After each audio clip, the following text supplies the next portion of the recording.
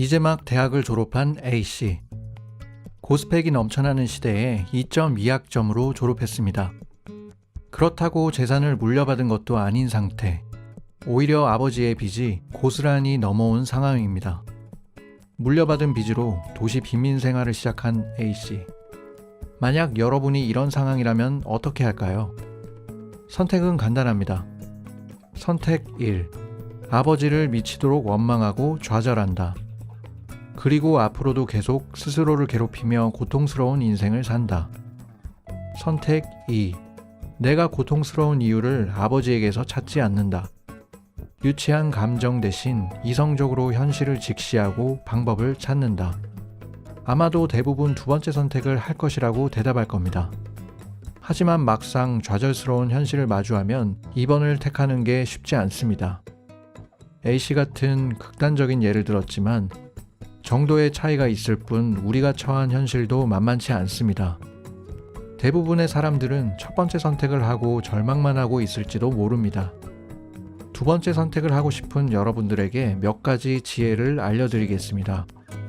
까마득한 옛날, 기원전 69년 이집트에서 태어난 클레오파트라의 이야기입니다.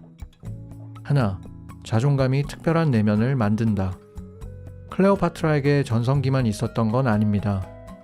기원전 51년 이집트의 여왕으로 즉위했지만 남동생과 함께 즉위한 반쪽짜리였고 남동생을 둘러싼 기득권들에 의해 누명을 쓰고 사막을 헤매는 신세가 되었습니다. 여기에서 클레오파트라는 결단을 내립니다. 자신의 얼굴 초상이 새겨진 화폐를 발행, 용병을 사서 군대를 조직합니다. 오늘날로 치면 20살 젊은 여성이 대기업의 횡포에 분노, 미국으로 건너가 세계적 은행에서 대출을 신청한 상황입니다. 은행의 임원진이 당황한 표정으로 당신의 무엇을 믿고 대출을 해주냐 묻습니다. 그때 젊은 여성이 외칩니다. 나를 믿어라. 당시 클레오파트라가 했던 행동입니다. 세상의 눈으로 본다면 클레오파트라는 도망자 혹은 패배자의 신세였습니다. 하지만 클레오파트라는 항상 마음의 눈으로 자신을 바라보았습니다. 내면에서 어둠만을 찾는 모습에서 벗어나 여러분 안에 있는 빛나는 태양이 무엇인지 제대로 바라보길 바랍니다. 둘, 듣고 생각하고 성찰하기. 기원전 46년 22살 클레오파트라는 당시 서양 세계의 중심인 로마를 방문했습니다. 클레오파트라는 로마에 도착하자마자 스타가 되었고 사교계의 꽃이 되었습니다. 로마의 지식인 사회도 뒤흔들었는데 이제 고작 22살인 클레오파트라는 어떤 지식인과 토론하더라도 밀리지 않았습니다. 이유는 어린 시절부터 해온 그리스식 공부법 덕분입니다. 소크라테스, 플라톤과 같은 인류 최고의 천재들이 집필한 책을 읽고 사색하고 토론하고 깨닫는 과정을 통해 지혜로운 여왕이 되었습니다. 지금 여러분의 삶은 무엇으로 채워져 있나요?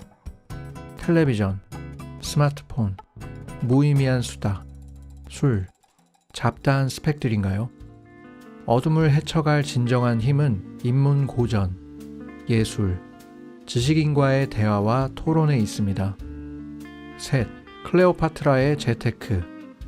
클레오파트라가 살았던 시대가 왕조 시대이긴 했지만 관리와 백성들을 먹여 살릴 경제력이 없다면 쫓겨나기도 했습니다.